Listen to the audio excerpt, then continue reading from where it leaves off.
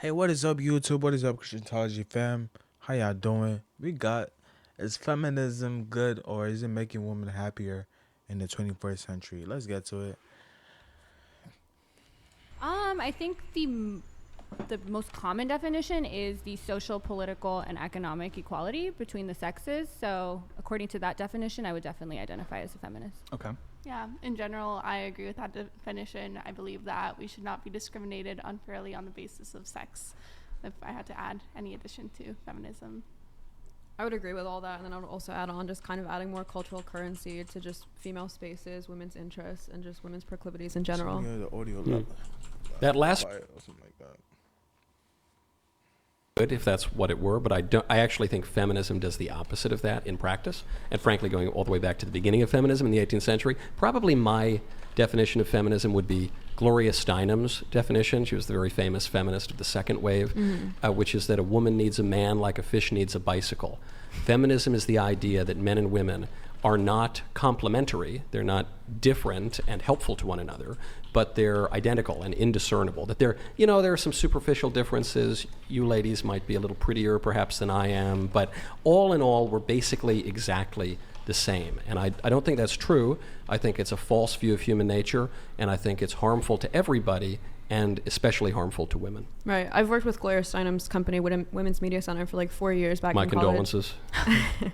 And obviously that's like a more crass interpretation of, I think, what she meant by that, which I think is more so, she's more so characterizing the fact that women in general, when they're taught how to self-actualize, it's typically tied to contingency on a man and getting married and starting a family, versus men, when they're told the ways to self-actualize, it doesn't necessarily require a woman. So obviously her saying a woman needs a man the way a fish needs a bicycle sounds crass and like she's being a bit misandrous, and obviously some radical interpretations may take it that way. But I think what she's trying to say is that women, you can like define yourself and your career and your potential outside of simply marriage and children. What do you mean by the phrase self-actualize?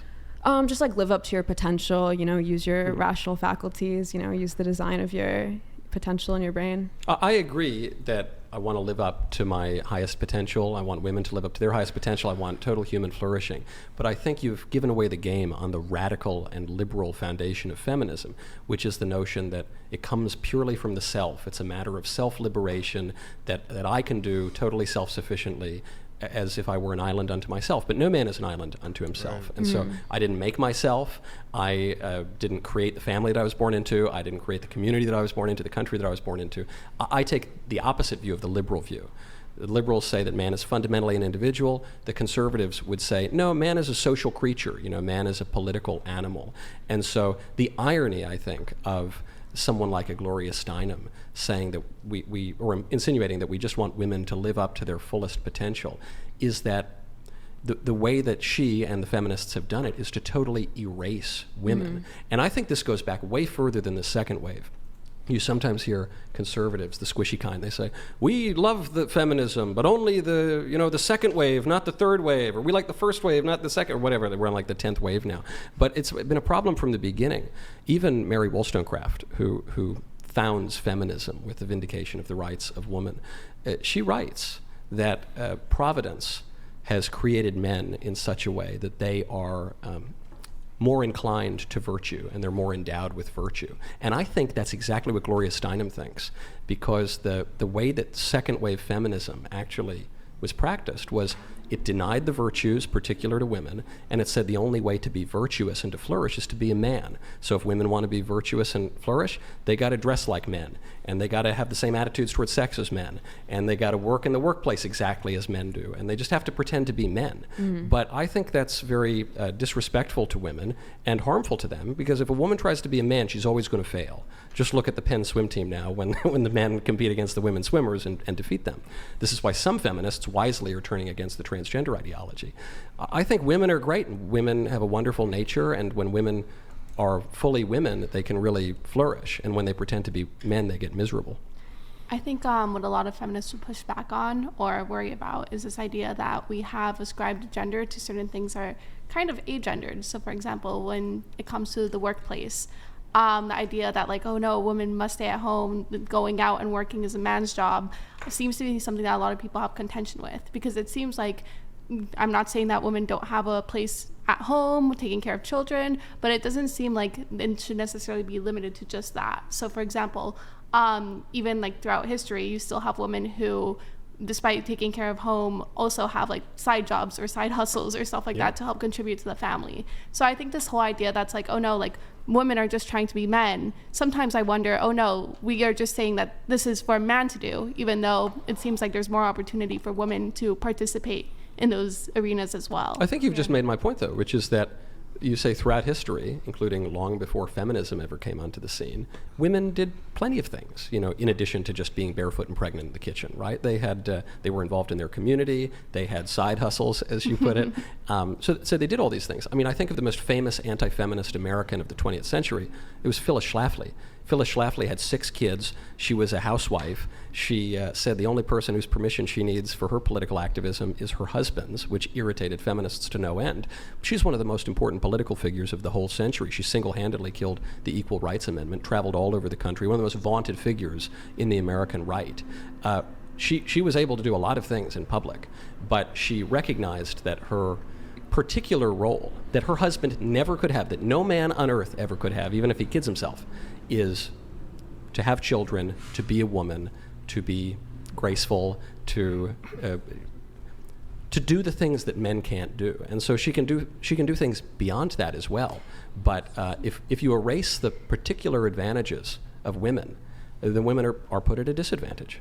I mean, the problem is women are also excluded from doing a lot of things. So I don't think anyone here thinks there are no differences between men and women, but there's a lot of overlap as well. And while men and women may be different on something on average, to look at a woman like I think you and some of your other conservatives are under fire for saying, oh, if it's a female pilot, I'm automatically going to assume that this person is incompetent. I've never said that. Though if an airline tells me that they are prioritizing DEI over merit in the cockpit, I would probably book another airline. Okay, and I guess that's a little different. I get what I get that. But my point is like to say women are just emotional, more emotional than men. That may be true on average, but to then look at a woman and just be like, automatically I'm going to assume this woman is more emotional. I think that isn't, that's the last. So why is it true on average though? It may be true on average because we're different. I've never said we're not different, right. But the problem is to say we're different and then put us into categories and be like, there can be no overlap. Women have to do this role and men have to do this role. That's, I think, what feminism is pushing back on. What you're arguing for is a kind of feminism that says, actually, all the differences between men and women, it's totally true in the aggregate, in these two different types. But on rare occasion, there's going to be some woman who comes not that rare. along. Like, let's say, gender roles. Like, let's say most people, let's say 70 to 80% of people will fall into natural gender roles. But then there's still 20% of our population that may not. And do we make a society where we force that 20% into these roles, or do we allow choice? I think a lot of feminism, the cornerstone of feminism is choice for women. You can't stay home. I'm not so sure about that. I'm not so sure, because there was a famous debate between Betty Friedan, who was the prominent American feminist, and Simone de Beauvoir, one of the most famous feminists of the 20th century. It was in 1975, and Betty Friedan said what you said. She said, look, I think we should give women a choice. Maybe they want to go out into the workplace, or maybe they want to stay home and raise their kids, but they should have a choice. And Simone de Beauvoir, who was a more consistent and intelligent feminist, said there can't be a choice. And the reason there can't be a choice is that if given the choice, most women would stay at home. And if most women stay at home, women will not be free. If we want true women's liberation, women must be forced to be free. And Friedan recoiled from this because she knew it wasn't going to play well in Peoria. But Simone de Beauvoir had the right point, and I think the more consistent feminists have agreed with her. I don't know. I mean, feminism has, it's gone so many different directions, so to pick the feminists that we don't agree with for this debate, I don't know if that's conducive to. Also, I'm not necessarily sure when you're saying oh no, most women would stay at home. That's a choice that they would have, because when you look at the uprisings of feminism, or when it gained the most traction, it was post-war era. And it's been making money. Partly because $100 to read your question, an instant TTS equals $200. Boy, that's a lot of money. That's $300 right there.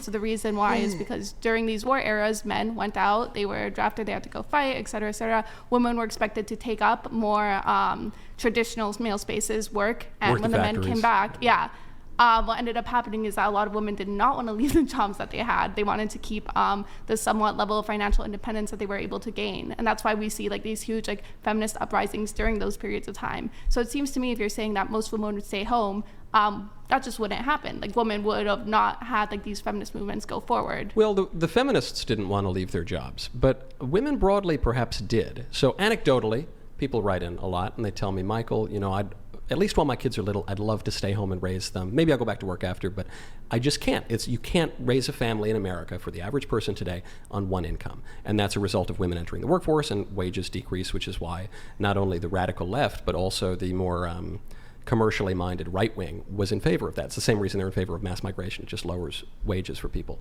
A lot of women, however, seem to feel not that they have the choice to go to work, but that they have to. And this is expressed in a famous study that came out of UPenn and was published by Yale in 2008, which was the paradox of declining female happiness. And I love the way this study opens up. Right in the abstract it says, despite the past 35 years, I'm paraphrasing, but despite the past 35 years showing so much marked progress and improvement in the lives of women, women's happiness, according to this meta-analysis, has declined, both absolutely and relative to men. So it's not even just that everyone got more miserable because of, I don't know, a bad economy or something. Women in particular became less happy, despite all these objective improvements to their lives. So to me, the obvious rejoinder to that is, well, maybe those objective improvements, namely feminism, that's the thing that happened between 1973 and 2008, maybe that wasn't an objective good. Maybe that was just illusory. Well, to me, the I obvious would- rejoinder of that is that women are becoming disillusioned with the life they had prior. They're like leaving the cave, so to speak, allegorically. And also,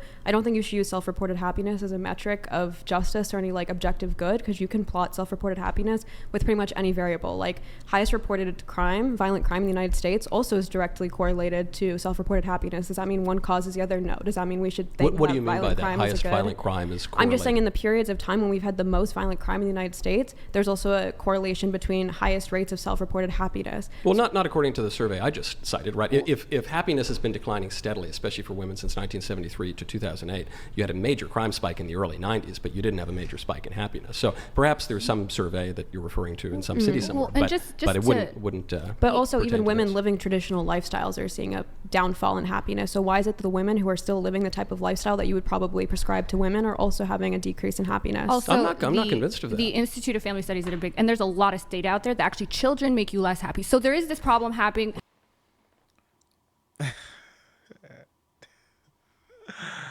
I was about to end it, but she said something dumb, so we just gotta play it. Happening where we're like, okay, why are people less happy? But we don't know. We don't But know I'm what not it so is. sure. Again, and then you would expect then that if you looked at the most unhappiest countries, you would expect Canada, the Nordic countries, Scandinavian countries, because they're very egalitarian, and you're not seeing that they actually have higher happiness levels. Well, than they have the we do highest here. rates of alcoholism in the world. You think of Denmark, Norway, Iceland in particular. But So I don't know how mean, happy they are. Now you're changing, but if we're gonna just go by what makes I people don't think happy, alcoholics I are, like, don't the know if happiest I people. think there are arguments to be made about like community and those things may make people less happy. But this idea that's because women aren't having children, when we also have a lot of data that shows children, especially in the United States, has the biggest happiness gap. And then we're seeing that other countries that are more feminist are also not having, like, if you compare like Scandinavian countries to like the East, like my parents are immigrants from Iran. Iran has really high unhappiness levels. A lot of countries Naturally, yeah, exactly. So I don't know if you can say that this is causing that, right? Yeah. Well, yeah, Nordic countries also have much more homogeneity, which is correlated with I agree. political happiness. But so they're all of those differences. Mm-hmm. But I think the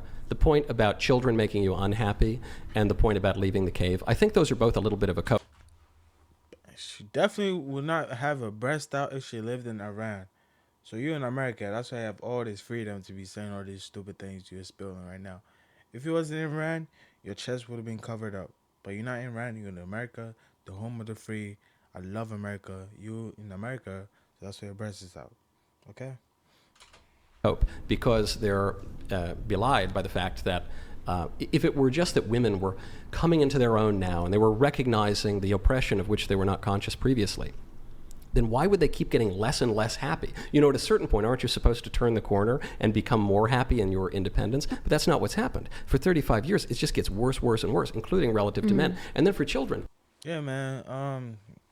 It's pretty long. Y'all could go check it out. 7 more minutes into the little clip. Thank y'all for watching. Love y'all. Subscribe.